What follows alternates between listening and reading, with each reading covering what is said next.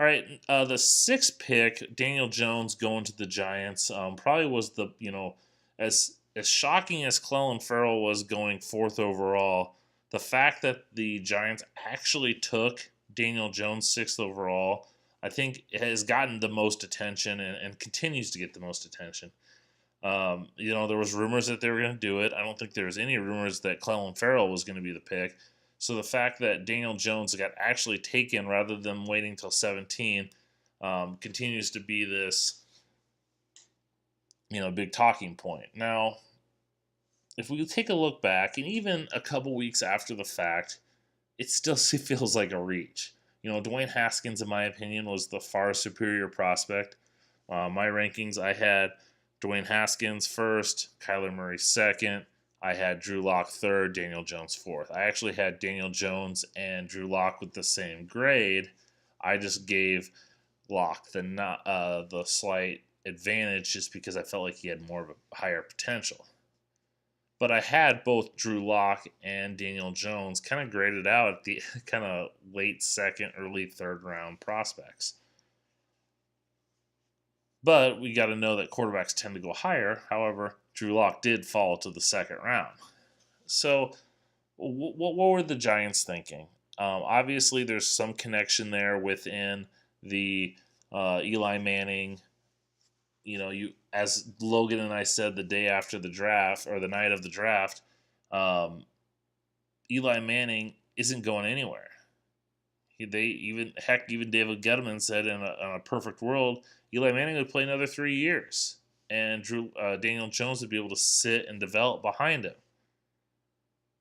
And it's just funny because the more and more David Gettleman talks about this, the more ludicrous this pick seems. I mean, here's a guy that you're taking a guy in the top 10 and you plan on sitting him for 2-3 years. I mean, the best part about getting a quarterback in the first round is you don't have to pay him as much. And you can build up your team and maybe go hard in free agency to get some pieces because you're not paying your quarterback. And in this case, they're going to waste 2 to 3 years of the rookie contract to him just sitting and developing. And I think that'll be beneficial. I mean, I'd like to see more teams do this, but they get impatient. But why do you take a quarterback that early? Why wouldn't you wait? I guess, they really like Daniel Jones. They like his accuracy in the short to intermediate throws. They like his leadership. They felt they couldn't get him at 17. And Gettleman has said they knew of 2 teams that were really high on Daniel Jones. I think the reports out there that it was Denver and Washington. We've later found out that Denver really did like Drew Lock the best out of everybody, or out of the 2. And Washington, the coaches really liked Daniel Jones, but Daniel Snyder liked Haskins better.